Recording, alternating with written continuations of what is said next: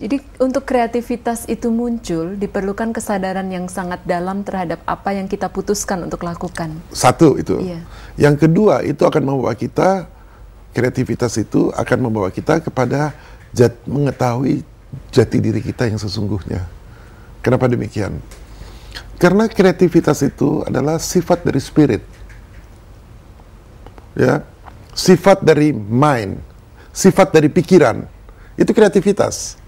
Jadi sebenarnya kita berbicara universal mind, di mana di situ adalah tempat dari berbagai macam pikiran yang ada dan sudah ada di situ. Ya, itu sangat kreatif sifatnya.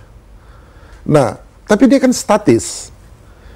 Jadi universal mind statis, dia hanya bisa aktif kalau ada individu-individu seperti kita mengambil informasi tersebut, meramunya, ya, sehingga bisa terlihat kreativitasnya. Dan masing-masing orang yang meramu punya level kesadaran yang berbeda. Jadi seperti Einstein menemukan E sama dengan MC kuadrat, itu bukan dia seorang inventor, tapi dia sebenarnya menemukan apa yang sudah ada. Discovery sebenarnya, to discover apa yang sudah ada. Semuanya sebenarnya sudah ada. Semuanya kan? Tinggal sudah kita ada. bagaimana kita tap in-nya. Right. Dan untuk mengambil apa yang sudah ada di universal mind itu diperlukan kreativitas. Untuk ya, termasuk di dalamnya memerlukan kreativitas. Kreativitas itu antara lain apa? Teknik. Iya. Mengembangkan teknik-teknik. The book Law of Attraction itu salah satu teknik yang diberikan.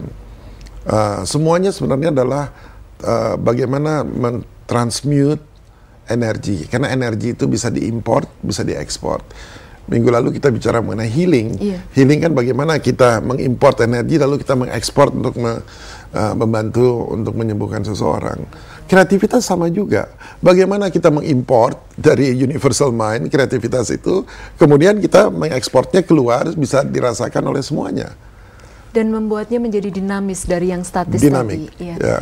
Kalau tadi hubungan dengan law of attraction sendiri, Pak Richard, jadi kreativitas itu sebenarnya sudah ada, kita bisa ambil dan bisa meramu, membuatnya menjadi lebih kreatif lagi. Ya. Kemudian law of attraction ini ada hukum yang namanya ya memang law of attraction ya, di mana frekuensi tertentu akan beresonansi dan menarik frekuensi tertentu, seperti magnet. Ya, magnet bisa tarik menarik, tapi bisa tolak menolak. Ya, law of attraction dalam kaitan ini adalah tarik menarik.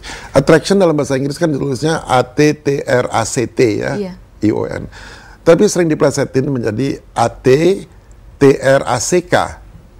Track, jalur. Nah, jadi law attraction itu hanya bisa kalau kita at the right track. Jadi kalau kita tidak at the right track, maka law of attraction itu tidak akan berhasil seperti yang kita inginkan. Jadi kalau kita ingin menginginkan sesuatu dan tidak tercapai, berarti kita belum di right track. Gitu. Karena belum di right track, kita harus berikhtiar. Disitulah creativity datang. Bagaimana untuk belajar? Disitulah try and error datang. Dan bagaimana caranya?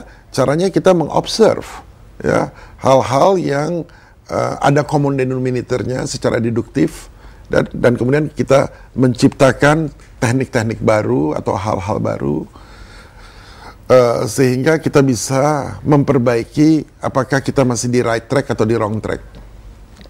Bagaimana untuk tahu pada saat kita di track yang salah? Yang pertama untuk tahu adalah tadi Pak Richard bilang, pada saat kita menginginkan sesuatu tetapi tidak terjadi, lama sekali tidak terjadi, berarti kita perlu pause, berhenti dan sadar bahwa mungkin saja kita ada di track yang salah. Ada yang track yang salah. Baik yang keinginan kita salah, baik cara menyampaikan yang salah, nah kita harus observe. Nah, ini kan kreativitas ini adalah kualitas dari kesadaran. Kalau kita sekarang kreatif terus-menerus, berarti sifat dari pikiran kita kenal kan, yang ada di universal mind. Sifatnya kita kenal. Semakin kita mengenal, semakin kita merasa diri kita dengan universal mind menjadi satu. Jadi sebenarnya kreativitas yang paling tinggi adalah kualitas kesadaran yang paling tinggi ketika kita mengenal siapa diri kita sesungguhnya.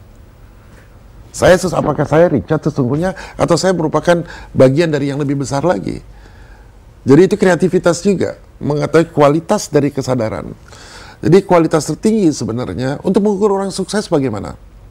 Apakah karena si A lebih kaya dari si B, maka si A lebih kreatif daripada si B, si A lebih berhasil dari si B? Kalau menurut hemat saya tidak.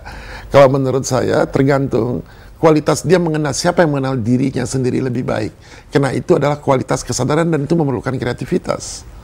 Untuk mengenal diri sendiri itu memerlukan kreativitas. Kreativitas. Seperti minggu lalu kita bicara soal emosi. Iya. Kaitannya apakah dia akan mempengaruhi fisik kita? Tidak. Itu kan kreativitas. Dengan membayangkan emosi, energi flow-nya gimana, lalu kita memberikan colornya kita besarkan atau kita kecilkan, sehingga emosi kita itu ternetralisasi, waktu kita balik energi flow-nya, ternetralisasi. Itu kan kreativitas. Dan itu kan memerlukan observasi, memerlukan try and error, penelitian. Itu kan kreativitas, sehingga kita bisa mengenal diri kita. Kalau kita sudah bisa mengontrol lingkungan kita, yang membuat kita stres, yang membuat kita happy, yang whatever lah ya, berarti kan kita mengontrol dunia kita. Kalau kita mengontrol dunia kita, kenapa? Karena kualitas kesadaran kita kan. Itu menurut saya manusia yang sukses gitu. Bukan yang karena punya PhD, bukan yang karena, itu hanya ukuran-ukuran masyarakat saja ya.